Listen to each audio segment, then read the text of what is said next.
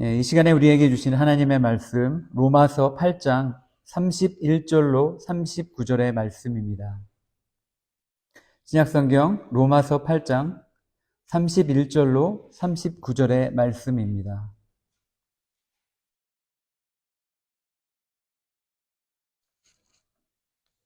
좀 긴 내용이 될 수 있는데 천천히 말씀을 한 절씩 한 절씩 교독하면서 말씀을 봉독하기 원합니다. 로마서 8장 31절로 39절의 말씀입니다. 제가 31절 말씀을 먼저 봉독하고 그 다음 절 성도님들이 이렇게 교독하도록 하겠습니다. 31절 말씀입니다. 그런즉 이 일에 대하여 우리가 무슨 말 하리요? 만일 하나님이 우리를 위하시면 누가 우리를 대적하리요?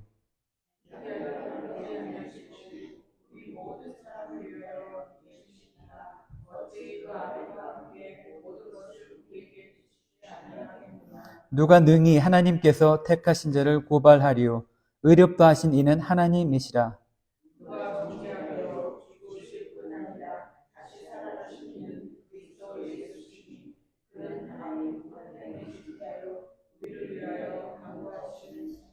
누가 우리를 그리스도의 사랑에서 끊으리요? 환난이나 곤고나 박해나 기근이나 적신이나 위협이나 칼이랴.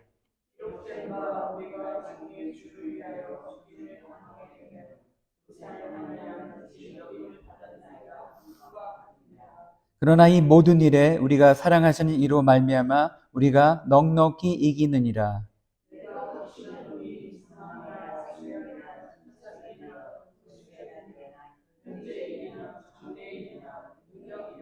39절 같이 봉독합니다. 시작. 높음이나 깊음이나 다른 어떤 피조물이라도 우리를 우리 주 그리스도 예수 안에 있는 하나님의 사랑에서 끊을 수 없으리라. 아멘. 제가 설교 준비를 하면서 주요 포탈에 나와 있는 한국 신문의 그런 헤드라인 기사들을 몇 가지 좀 캡처를 해가지고 왔습니다. 금리 하락 기간이지만 하반기 대출은 더 어려워진다. 왜냐하면 금융권에서 경제가 안 좋아질 것을 예상하고 대출 기준을 더 높이고 더 깐깐하게 하기 때문이라고 그렇게 이야기를 하고 있습니다. 그 다음 헤드라인입니다. 위기의 한국 경제, 지금은 어두운 터널 속. 한국 경제가 어렵기 때문에 그 경제를 어떤 돌파하기 위해서 경제 두 수장이 되는 경제부총리와 한국은행 총재가 환율 방어를 위해서 돈 풀기에 나섰다라는 취지의 그런 기사가 있었습니다. 그리고 토론토에서는 필리핀계 어떤 거리 축제를 하고 있었는데 한 차량이 그 무리 가운데로 돌진을 하면서 지금까지 11명이 사망했다는 그런 안타까운 기사도 있었습니다. 요동치는 증시에 돌아온 B2. B2는 빚내서 투자하는 것을 의미를 합니다. 미국발 관세 위협과 또 여러 가지 경제의 불확실성으로 말미암아 국내외 증시가 변동성이 커져서 빚내서 투자하는 그런 소액 투자자들, 개인 투자자들이 더욱 위험한 그런 상황에 처하게 되었다라는 취지의 그런 기사입니다. 극단적 미국 우선주의로 불러온 불확실성의 시대. 그 결과 미국 경제가 먼저 위협을 받게 되었다라는 기사입니다. 동맹들마저 흔들며 반미 감정이 확산되고 그리고 중국에 의존하였던 미국 기업 관세 부마랑이 미국에 되돌아오면서 미국의 경제 침체가 올 확률이 45% 정도 더 높아졌다라는 취지의 기사입니다. 트럼프 불확실성에 IT 투자가 더 쪼그라든다. 대기업들이 경제가 불확실해지기 때문에 투자를 하지 않는다고 합니다. 그리고 그 투자 가운데는 우리 젊은 청년들, 대학교를 졸업하고 신규 채용을 해야 되는데 이것조차 멈추게 만든다고 합니다. 세상의 뉴스가 대부분 이렇습니다. 우리에게 소망을 주는 내용들은 거의 찾아보기가 힘듭니다. 제가 어제 새벽제단에 엎드려서 주님께 기도하면서 이번 주일날 어떤 말씀으로 우리 성도들에게 말씀을 전하면 좋을까요? 말씀 이렇게 엎드려서 기도하는 가운데 하나님께서 마음에 그런 마음을 주셨습니다. 위로하라, 내 백성을 위로하라. 위로가 필요한 시점인 것 같습니다. 우리 성도들에게. 왜냐하면 이 세상에 아무리 눈을 씻고 봐도 소망이 없습니다. 다 부정적인 뉴스. 안 된다. 디클라인 된다. 성장하는 것이 아니라 역성장이다. 모든 뉴스가 우리를 짓누르고 우리에게 정말 다운시키는 그런 내용밖에 없는 이 시절에 우리는 우리의 눈을 다시 복음으로, 다시 생명 되신 예수님께로 돌려야 될 줄로 믿습니다. 왜냐하면 우리의 유일한 소망이 예수님밖에 없습니다. 우리 창조주 하나님밖에 없습니다. 다른 곳에는 그다지 소망이라고 할 것이 없습니다. 그냥 하루하루 주어진 일을 성실하게 살아갈 뿐이지 소망이 넘쳐서, 기쁨이 넘쳐서 살아가는 사람들은 그렇게 많지 않을 것이라고 생각이 듭니다.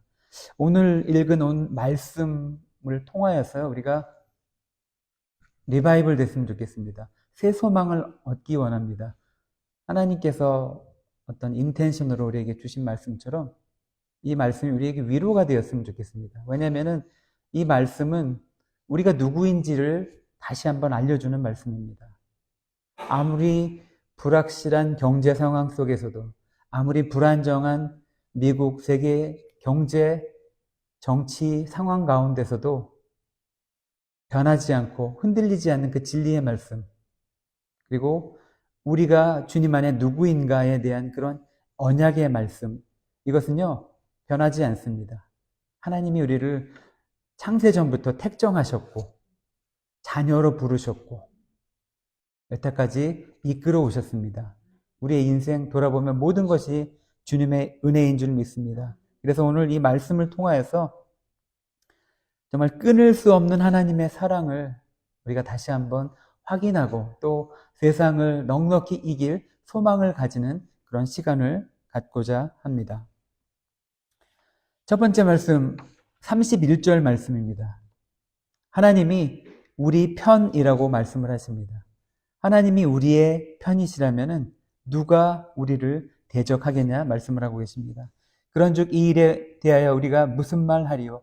만일 하나님이 우리를 위하시면 누가 우리를 대적하리요? 얼마나 위대한 말씀이신 줄 압니까? 예전에는 한국의 그 동사무소에 그 동작만 알아도 서류 떼거나 그런데 굉장히 유리했습니다. 뭐 일주일 후에 와라, 언제 와라 그렇게 귀찮게 했던 일들을 그냥 그 자리에서 도장 찍어주고 발급을 받을 수도 있는 것입니다.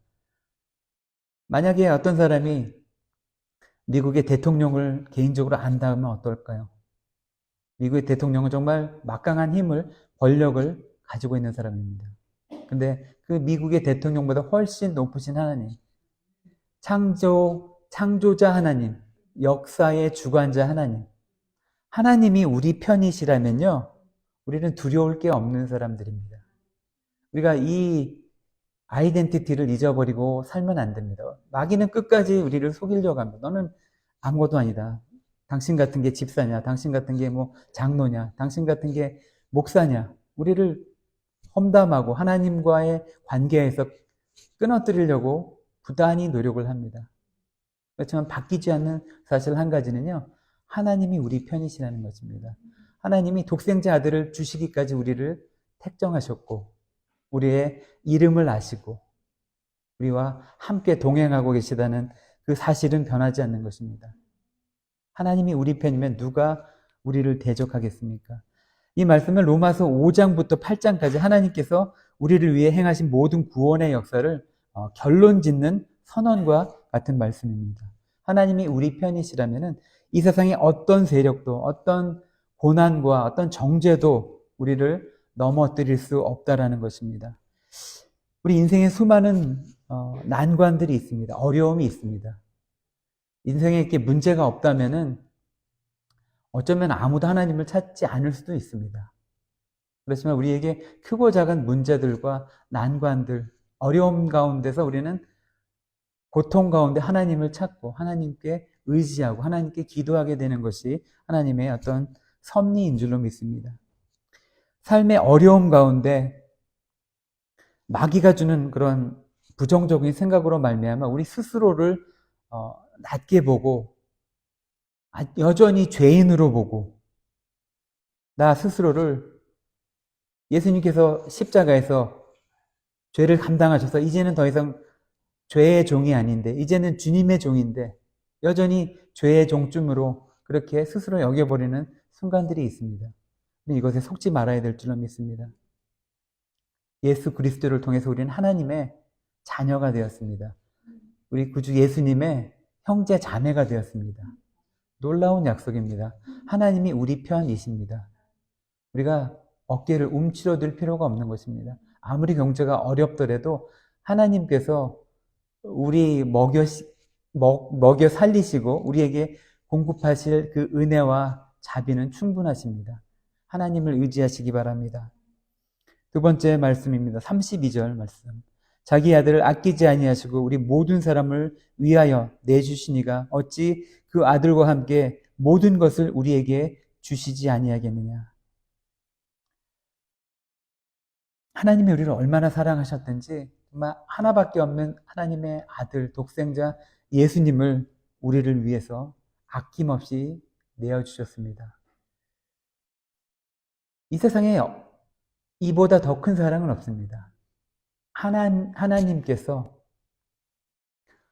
하나님이신 분이께서 하나님과 동등됨으로 여기지 아니하시고 자기를 비워 종의 형상으로 이 땅에 오셔서 그 모든 어려움과 수치를 다 마다하지 아니하시고 하나님의 뜻에 순종하여서 십자가에 죽기까지 우리를 위해서 순종하셨습니다.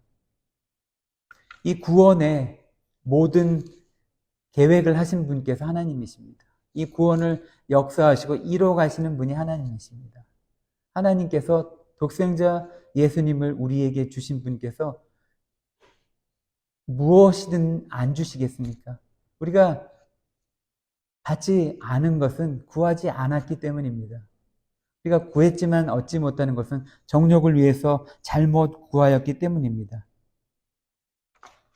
예수님의 이름으로 구하는 것을 하나님께서 듣고 응답하신다고 말씀하시고 또 그 응답이 이루어질 때 하늘에서 정말 기쁨이 넘친다고 하나님께서 말씀을 해주고 계신 것입니다. 예수 그리스도 안에 모든 영적인 비밀이 있습니다. 모든 생명이 있고 모든 풍성함이 숨겨져 있는 줄 믿습니다. 그 예수님을 우리에게 구주로 허락하여 주셨습니다. 이 얼마나 큰 능력과 하나님의 사랑인 줄 우리가 기억해야 될 줄로 믿습니다. 세상에서 로또 맞은 정도가 아닙니다. 하나님은 전능하신 분이시기 때문에 전능하신 하나님께서 우리의 기도를 들어주신다는 그 놀라운 약속의 말씀은요, 우리가 다시 한번 움츠러지지 말고 정말 가슴을 펴고 고개를 들어 주님의 얼굴을 향해 기도해야 될 용기를 다시 내야 될 줄로 믿습니다. 예수 그리스도께서 우리를 위해서 목숨을 내어주시고 또 우리의 가장 그 근본된 그 죄의 문제, 사망의 문제를 단번에 죽으심으로 또 부활하심으로 이겨내셨습니다. 우리가 이것을 기억해야 될 줄로 믿습니다. 우리가 그런 존재들입니다. 하나님과 같은 호족에 있습니다. 하나님이 우리 호주 되십니다. 우리 세대주는 하나님 아버지 전능자이십니다. 우리가 이것을 기억해야 될 줄로 믿습니다. 세 번째 말씀입니다. 우리가 33절, 34절 말씀을 보면요.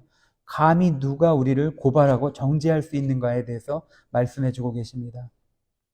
누가 능히 하나님께서 택하신 자들을 고발하려 의롭다 하신 이는 하나님이시니 누가 우리를 정죄하려 죽으실 뿐만 아니라 다시 살아나신 이는 그리스도 예수시니 그는 하나님의 우편에 앉아 계신 자요 우리를 위하여 간구하시는 자시니라. 아멘.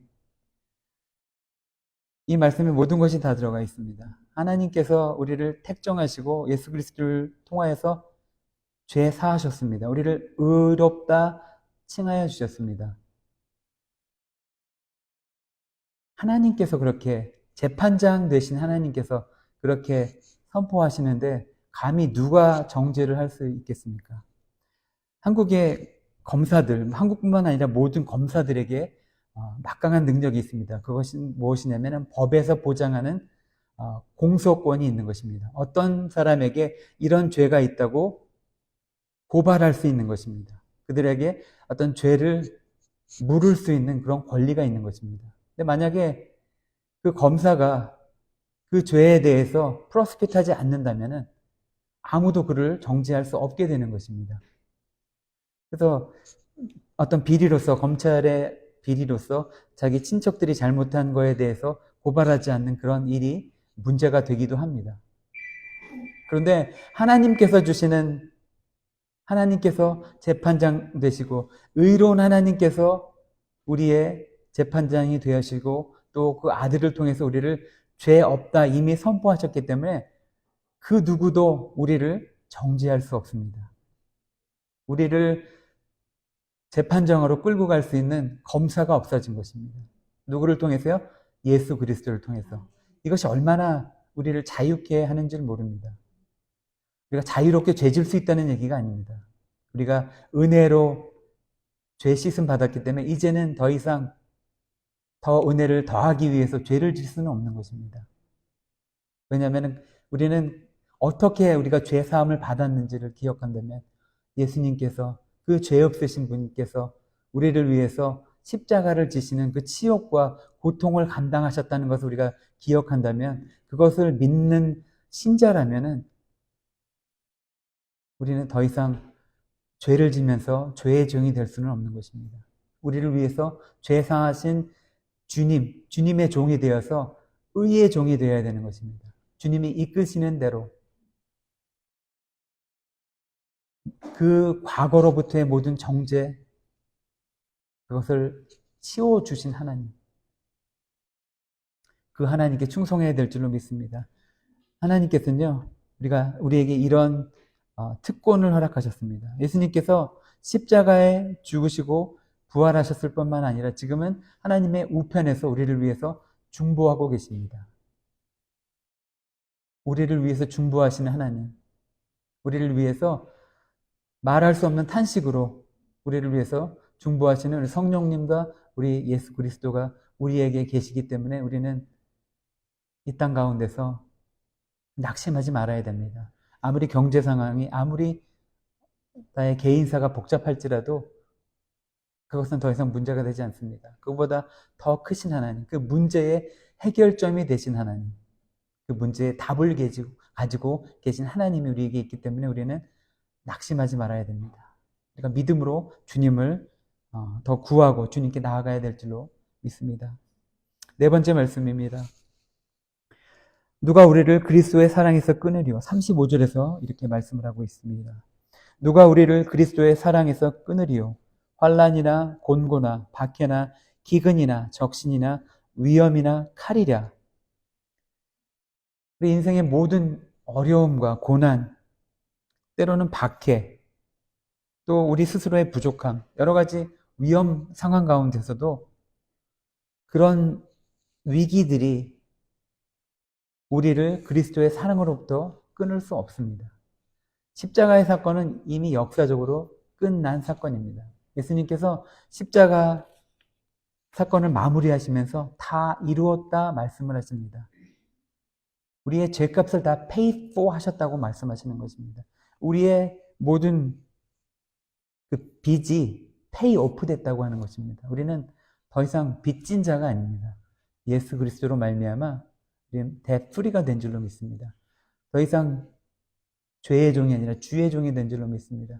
그 어떤 요소도, 그 어떤 어려움도, 그 어떤 경제적인 상황이나 어떤 개인적인 모함이나 어떤 소송도 우리를 그리스도의 사랑으로부터 끊을 수가 없습니다.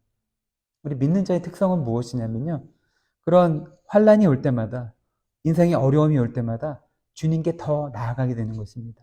더 무릎 꿇게 되고 전능하신 주님 앞에 나의 모든 문제를 내어놓고 주님 해결하여 주시옵소서. 나에게는 이런 능력이 없습니다. 주님 이 문제를 주님 옮겨 주시옵소서. 이 산 같은 문제를 옮겨 바다로 던져 주시옵소서. 믿는 자가 할 수 있는 것이 이것입니다. 처음에는 잠시 낙심할 수는 있습니다. 그렇지만 우리의 궁극은 성령님께서 인도하시고 예수 그리스도께서 하나님 우편에서 우리를 위해서 중보하면서 계속 바라시는 것은 우리가 그런 문제로 환난으로 인생의 어려움을 통해서 주님께 더 나아가는 것입니다. 전보다 더 어제보다 더 예수 그리스도를 찾고 어제보다 더 예수님을 더 사랑하고 예수님께 기도로 나가고 주님과 동행하며 사는 것을 주님은 기대하십니다. 우리가 이것을 기억해야 될 줄로 믿습니다. 37절 말씀입니다. 그러나 이 모든 일에 우리가 사랑하시는 이로 말미암아 우리가 넉넉히 이기느니라. 우리가 여기서 기억해야 될 것입니다. 이 모든 일, 모든 환난과 역경과 어려움 가운데 우리가 넉넉히 이길 수 있는 이유를 분명하게 말씀해 주고 계십니다. 그것은 바로 우리를 사랑하시는 이로 말미암아 우리를 사랑하시는 예수 그리스도로 말미암아 이기는 것입니다. 우리를 사랑하시는 하나님으로 말미암아 이기시는 것입니다. 우리 스스로 아무리 영적인 갑옷을 입었다고 우리가 승리할 수 있는 것이 아닙니다. 우리가 이길 수 있는 이유 한 가지는 전능하신 주님, 만군의 하나님께 딱 붙어 있기 때문에 우리는 이길 수 있는 것입니다. 우리가 그 안에 있기 때문에 이길 수 있는 것입니다. 우리가 이것을 기억해야 됩니다.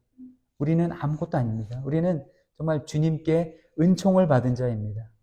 우리는 주님께 죄 씻음 받은 자입니다. 전에는 죄인이었습니다. 이제는 의롭다 하시는 하나님께 그런 칭찬을 받은 성도가 되었습니다. 우리가 자랑할 것은요, 십자가밖에 없습니다. 우리가 자랑할 것은 예수님의 이름밖에 없습니다. 영원토록 내 할만 오직 예수님의 보혈, 그거밖에 없는 것입니다. 우리가 승리를 얻을 수 있는 유일한 이유는 바로 우리 안에 계시는 예수 그리스도 때문입니다. 그러니까 오직 예수님께 정말 올인하고 예수님을 정말 그가 어디로 인도하시든지 그분을 따라갈 수밖에 없는, 순종하며 쫓을 수밖에 없는 이유가 여기 있습니다. 오직 예수 그리스도만이 하나님께로 갈 수 있는 유일한 길이기 때문입니다. 다섯 번째입니다. 끊을 수 없는 사랑의 확신을 우리에게 허락하여 주십니다. 38절, 39절 사도 바울은 이렇게 고백을 합니다. 내가 확신하노니 사망이나 생명이나 천사들이나 권세자들이나 현재일이나 장래일이나 능력이나 높음이나 깊음이나 다른 어떤 피조물이라도 우리 주 예수 그리스도 안에 있는 하나님의 사랑에서 우리를 끊을 수 없느니라. 아멘. 이 세상에 어떤 피조물이라도 이 피조물 가운데서는요,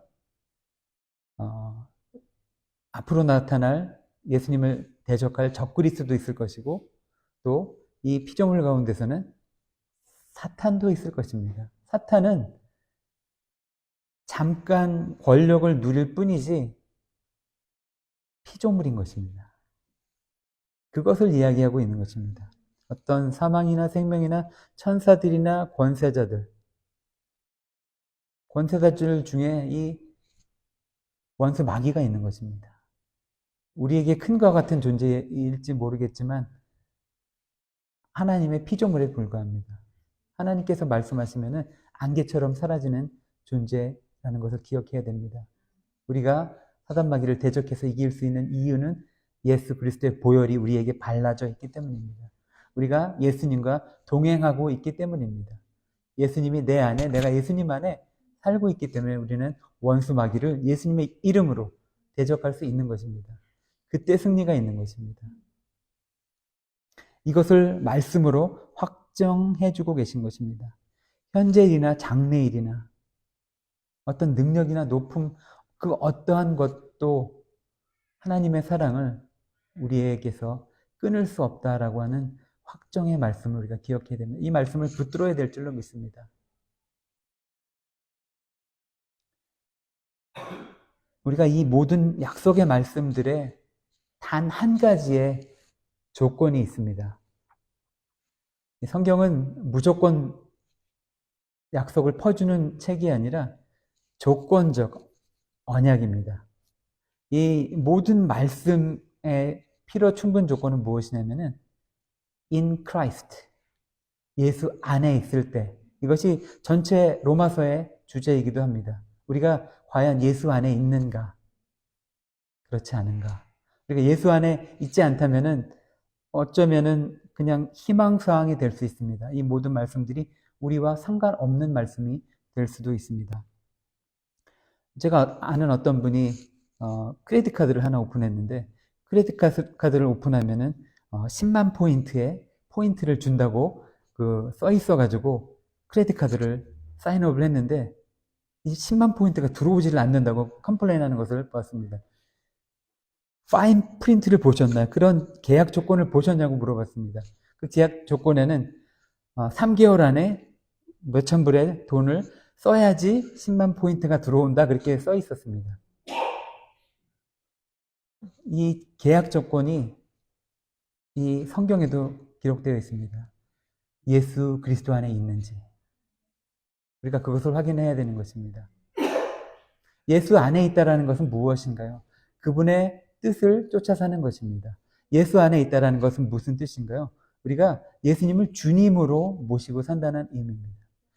예수님이 나의 주님이시라는 의미는요, 나의 왕이 되신다는 의미이고 나는 종이라는 의미입니다. 종의 존재는 하나님과 하나님의 명령에 아멘으로 순종할 수밖에 없습니다. 다른 여지가 없습니다. 하나님께서 명령하시면요, 주님 가라 하시면 가는 것이고요, 주님이 서라 하면 서는 것이 종의 본분입니다. In Christ라는 것은 그런 의미입니다. 우리가 주님을 우리의 삶의 주인으로 모신다는 의미는요, 그런 순종이 따라갈 수밖에 없는 것입니다. 우리가 입으로 아무리 주여 주여 할지라도 주님의 뜻을 아버지의 뜻대로 하지 않는다면, 순종하지 않고 내 마음대로 산다면 우리는 주의 종이 아닙니다. 세상이 쫓으라는 길은 그 끝이 명확합니다. 생명이 없습니다. 사망이고 어두움이고 그 안에는 빛이 없습니다. 자기 쾌락이 있고 자기를 높임이 있고 하나님의 뜻과 상관없는 이 세상의 것들로 가득 차 있습니다. 그렇지만 in Christ, 우리가 주님 안에 거한다는 의미는 그 길은 비록 좁은 길일지라도, 세상 사람들이 다 가지 않는 길일지라도 우리에게 생명을 주는 길입니다. 우리에게 삶의 의미를 주는 길입니다. 우리에게 주님의 종이 되는 그 순례자의 길을 우리에게 인도하시는 것입니다. 오늘의 말씀의 결론은 이것입니다. 하나님은요, 우리에게 승리를 허락하기를 원하십니다. 우리 성도들의, 크라이스트 안에, 예수님 안에 거하는 모든 성도들의 결국은 승리자입니다. 예수님께서 죽음을 이기시고 승리하신 것처럼 죽음이 예수님을 가둬 놓을 수 없었던 것처럼 3일 만에 부활할 수밖에 없었던 것과 마찬가지로 우리 성도들도 첫 열매 되신 예수님처럼 우리는 부활할 수밖에 없습니다. 생명을 얻을 수밖에 없습니다. 승리할 수밖에 없습니다.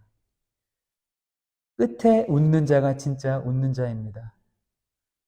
인생을 살면서 돈 벌었다고, 높은 권력 얻었다고 웃는 사람들이 있습니다. 그렇지만 그분들이 예수님을 주님으로 모시고 살지 않는다면 그분들의 끝은 결코 웃을 수 없을 것입니다. 우리가 진정한 승자가 되기 위해서는 정말 예수님과 함께 웃는 자 되어야 될 줄로 믿습니다. 예수 그리스도로 말미암아 승리한 자 우리가 되어야 될 줄로 믿습니다. 요한계시록에 많은 7가지 교회들을 소개하면서 하나님께서는 우리를 이기는 자 되라고 권면하시고 계십니다. 계시록 2장 7절 말씀, 귀 있는 자는 성령이 교회들에게 하시는 말씀을 들을지어다. 이기는 그에게는 내가 하나님의 낙원에 있는 생명나무의 열매를 주어 먹게 하리라. 아멘. 이것이 우리의 결국입니다. 이기는 자, 누구를 통해서 이기는 자? 우리를 사랑하시는 이로 말미암아, 우리 예수 그리스도로 말미암아 우리 하나님으로 말미암아 우리는 이기게 될 텐데 그 이기는 자의 결국은 무엇이냐고요? 낙원에 있는 생명나무 열매를 주어 먹게 할 것입니다. 하나님은 우리를 영원히 살면서 주님과 동행하고 교제하기 원하시는 하나님이십니다. 계시록 2장 17절의 말씀입니다. 귀 있는 자는 성령이 교회들에게 하시는 말씀을 들을지어다. 이기는 그에게는 내가 감추었던 만나를 주고 또 흰돌을 줄 터인데 그 돌 위에 새 이름을 기록한 것이 있나니 받는 자 밖에는 그 이름을 알 사람이 없느니라. 아멘. 이기는 자, 주님 안에 거하고 주님과 함께 동행하는 성도들이 결국 모든 것을 이기게 될 텐데요. 이 세상을 이기고 사망을 이기게 될 텐데요. 그 이기는 자들에게 하나님께서 흰돌을 주신다고 말씀을 하십니다. 우리 교회 이름이 흰돌입니다. 흰돌의 다른 이름 이기는 자의 교회인 것입니다. 예수 그리스도로 말미암아 이기는 자가 될 것이고 하나님께서 우리만 알 수 있는 그 이름을 그 흰돌에 새겨 주신다고 약속을 해 주셨습니다. 여러분, 지금의 어려움 가운데서도 이 순간을 기억하시기 바랍니다. 모든 것을 이기고 우리에게 흰돌을 주시면서 너의 참 이름은 이것이다. 너의 육의 아버지는 너의 이름을 그렇게 지었지만 나는 너를 지을 때 너의 이름을 이렇게 지었다라고 말씀하시면서 그 흰돌을 주시는 그 영광스러운 순간을 우리가 기억하시기 바랍니다. 그런 장면을 통해서 지금의 잠시의 어려움과 경제적인 어려움과 정치적인 혼란과 또 여러 가지 관계의 어려움, 이 모든 것들을 우리는 이겨낼 수 있는 것입니다. 우리의 결국, 믿는 자의 결국은 이기는 자 되는 것입니다. 우리가 그리스도 안에서 머물러서 주님과 동행하며 이렇게 어려운 상황 가운데서도 낙심하지 말고 불평하지 말고 정말 감사드리면서 승리하시는 우리 흰돌교회 모든 성도님들 되시기를 예수님의 이름으로 축복합니다. 기도하겠습니다. 사랑해 주님 감사합니다. 로마서의 말씀을 통하여서 우리에게 소망을 주시니 감사합니다. 아버지 하나님, 그 독생자 아들을 아끼지 않고 내어주신 사랑, 그 사랑으로 인해 우리가 이 어려움을 이기고 주님께 나아갈 수 있는 그 용기를 얻습니다. 아버지 하나님, 우리의 연약함과 고난 속에서도 그리스도의 사랑이 결코 끊어지지 않는 확신으로 우리가 세상을 이기게 하여 주시옵소서. 우리의 삶을 넉넉히 이기는 그런 성도의 삶을 살게 하여 주시옵소서. 모든 것을 주님께 맡깁니다. 우리의 삶도, 우리의 미래도, 우리의 노후도 주님께 맡깁니다. 우리와 함께하여 주셨고 우리에게 승리를 허락하여 주시는 주님으로 인해 감사하는 신앙생활하게 하여 주시옵소서. 예수 그리스도의 존귀하신 이름으로 기도했습니다. 아멘.